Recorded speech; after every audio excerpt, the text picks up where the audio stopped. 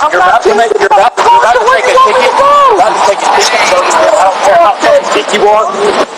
Put your hand on back. Put your hand on back. They thought he was just another target, another person to intimidate, to break, to write off.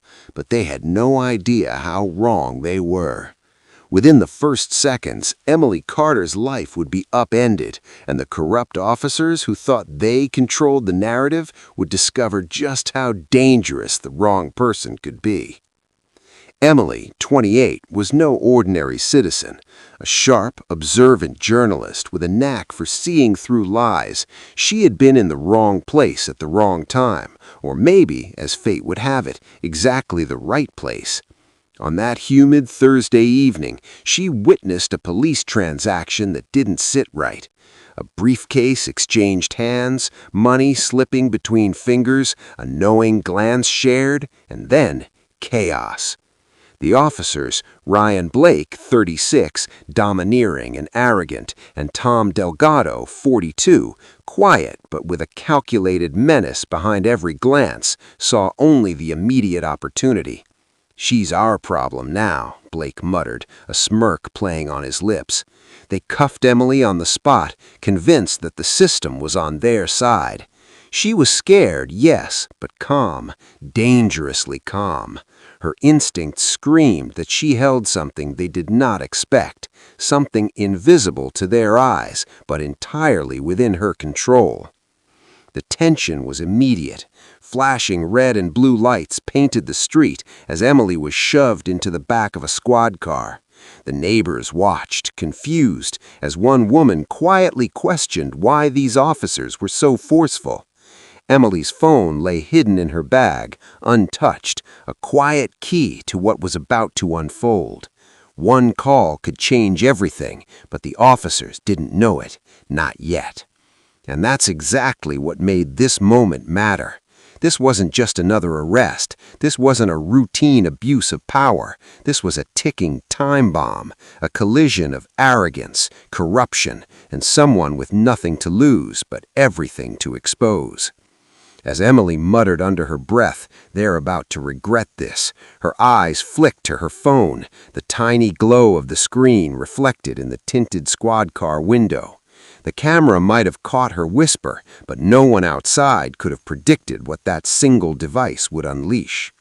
In just moments, the scene that began as a standard arrest would spiral into a dramatic showdown that would shake careers, ruin reputations, and prove one undeniable truth. Never underestimate the wrong person, especially when all they need is one phone call. Before we continue with this video, please like, subscribe, and turn on the notification bell for updates. Inside the interrogation room, every word could be a trap. That's what Emily thought as the metal door slammed behind her, echoing through the sterile fluorescent-lit station.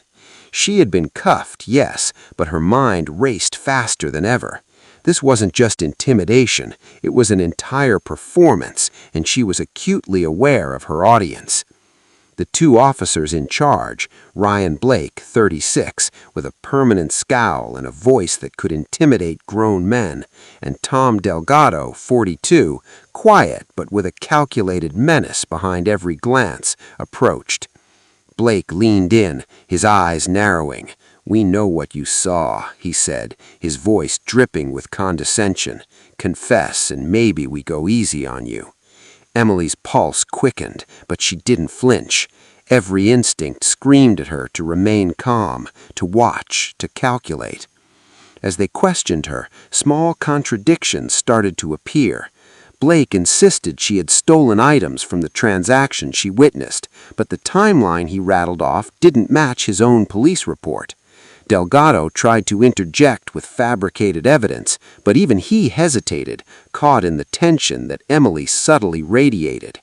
She noticed a gap, a camera positioned just off frame, pointing the wrong way, a slight crack in their story that no one else would have caught. Emily's mind raced, mapping out every possibility.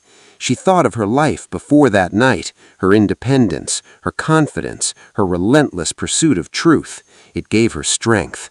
She imagined the audience who would one day hear this story, the vindication that would come not from luck, but from patience and precision. The tension escalated as Emily reached for her phone bag, assuming it was useless, assuming she had nothing. Emily's lips pressed together, her hand still in cuffs. "Go ahead," she muttered under her breath, almost inaudibly. "You'll regret it." Blake froze for a split second, exchanging a glance with Delgado, the first hint of uncertainty flickering across his face. Every movement, every word in that room was now a test. Emily knew the wrong reaction could cost her everything, but the right one could change everything. She watched the officers squabble quietly over what to do next, arrogance starting to fray at the edges.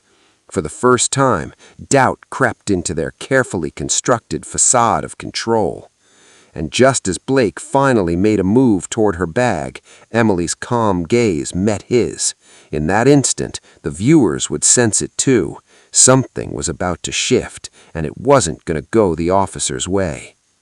The camera cuts to Emily's phone glowing subtly in her bag, the small device that would soon turn the entire situation upside down. In that moment, Emily made a decision that would change everything. The words barely left her lips before her fingers brushed against her phone in the bag at her feet.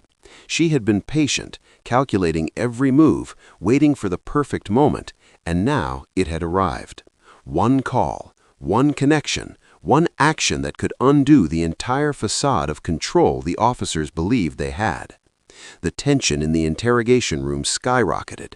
Blake leaned closer, trying to intimidate her with his presence.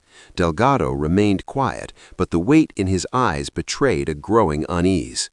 They intensified the questioning, throwing false accusations, threats, and fabricated evidence at her, hoping to break her composure.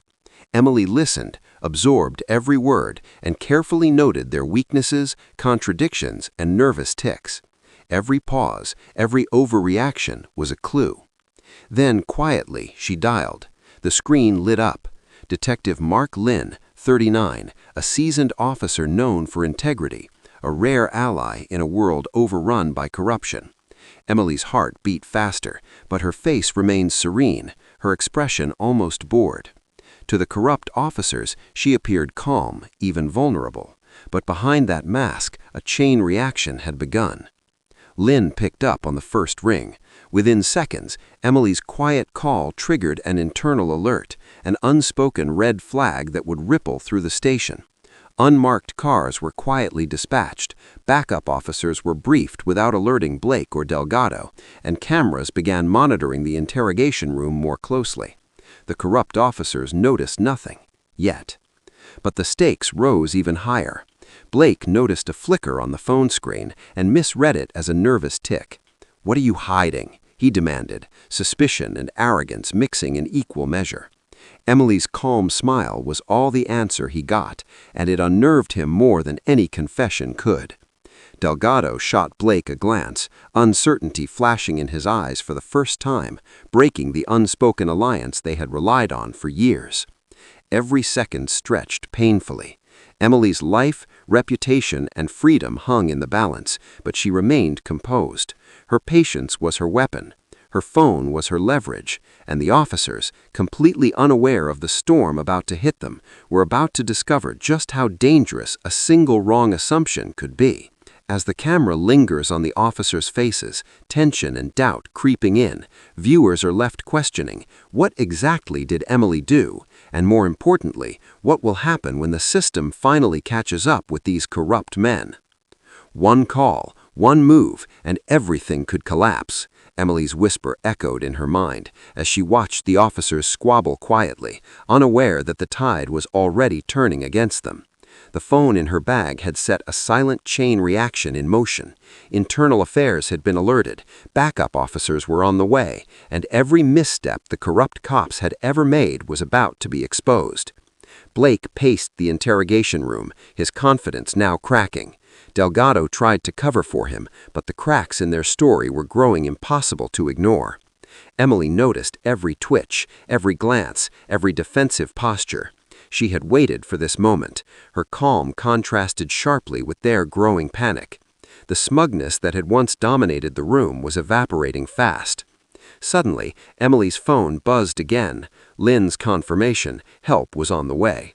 She didn't flinch, didn't move too quickly. To the officers, she was still compliant, still vulnerable. But in reality, she was orchestrating the collapse of their entire operation. Cameras in the hallway recorded every subtle panic-induced gesture, every whispered accusation between Blake and Delgado, and every moment of hesitation that would later be used as evidence. The tension escalated to a breaking point when the unmarked cars pulled up outside. The officers froze as the first internal affairs investigators entered, badges flashing, authority undeniable.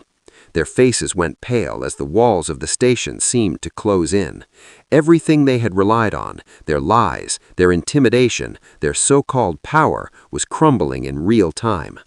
Emily remained seated, hands cuffed but eyes bright, watching the chaos unfold. She had anticipated this moment perfectly. The officers, once confident and menacing, were now being handcuffed themselves, their earlier arrogance transformed into panic and disbelief. The evidence of bribes, planted items, and misconduct was laid bare, and every subtle clue Emily had noticed was now a weapon in the hands of the law. As the camera focuses on Emily, she allows herself a small, victorious smile. Blake and Delgado realize too late that the woman they underestimated had orchestrated their undoing from the very start. The viewers are left with one undeniable truth. In the battle between corruption and intelligence, patience and strategy win every time. The scene ends with the corrupt officers being led away, defeated and humiliated, while Emily rises and calmly walks out of the station. The story is not over yet, but the foundation for the ultimate payoff is set, the moment where justice is fully realized. The moment Emily stepped out of the station, the tension that had gripped her chest for hours finally released. She breathed in the evening air, feeling a mix of relief and vindication wash over her. The corrupt officers, Blake and Delgado, were now in handcuffs, their arrogance dismantled piece by piece, and their careers effectively destroyed. Every lie they had spun, every threat they had made had been exposed. Internal Affairs had documented everything: the planted evidence, the bribes, the intimidation, and even their attempts to coerce Emily into a false confession. Emily's phone call, that subtle, calculated move, had set the entire chain in motion. Detective Lynn and the Internal Affairs team had arrived in time to witness and preserve the truth, ensuring nothing could be dismissed or ignored. The evidence was airtight. Questions that loomed over Emily: would anyone believe her? Could she survive the system's abuse? Were now answered with absolute clarity. She had been right all along, and justice had been served. Emotionally, the release was profound. Emily felt the weight of fear and uncertainty lift, replaced by a quiet, powerful satisfaction. She thought of the countless people who had been subjected to the same type of abuse by officers like Blake and Delgado. Her calm determination and refusal to buckle under pressure had not only saved herself, but had sent a clear message: corruption could be fought, and the right move, executed with patience and precision, could topple even the most intimidating foes. The consequences for the officers were immediate and far-reaching. Blake and Delgado faced legal charges for misconduct, bribery, and obstruction of justice. Their families, colleagues, and communities were left to process the shock. Within the precinct, a ripple of fear and reflection spread. Other officers began questioning past abuses, and policies were reviewed to prevent similar corruption. Emily's actions had triggered not just individual accountability, but institutional awareness, a shift that would resonate for years. In the final resolution, Emily returned to her life with renewed confidence and focus. Her reputation as a journalist and a meticulous, courageous thinker was cemented. She knew the world could be cruel and corrupt, but she had proven that one person, armed with intelligence, patience, and the courage to act, could dismantle a system built on lies. As the camera pans out, Emily walks down the street, the glow of the city reflecting off her phone screen, the same device that had changed everything. Justice had been delivered, corruption had been exposed, and for Emily Carter, the wronged became the victor, leaving a lasting impression that one single well-timed call could change lives forever.